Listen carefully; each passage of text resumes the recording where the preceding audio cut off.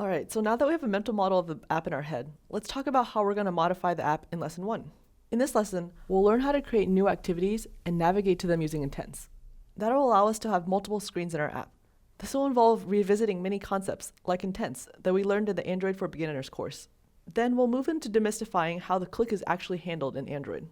From there, we'll learn more about event listeners and a new concept called interfaces. These key steps will set up a good foundation for our app, as well as a good foundation for the object-oriented programming concepts to enter in Lesson 2. First, we're going to dive deeper into the MainActivity.java file. This class should look pretty familiar to you based on your experience from the Just Java app in the last course.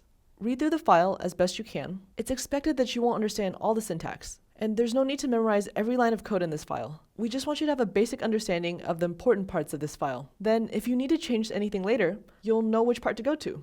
After you've read the file, complete the following matching exercise. For each block of code on the right, figure out what text description accurately describes it. Put the letter A through E in the blanks here.